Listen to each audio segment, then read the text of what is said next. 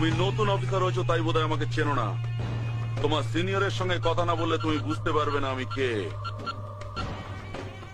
নাও কথা বলো।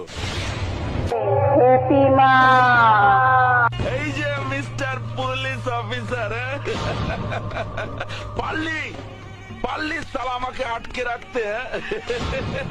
আরে তুই কেন, তোর বাবারা কোনোদিন আমাকে আটকাতে পারেনি, বুঝেছিস?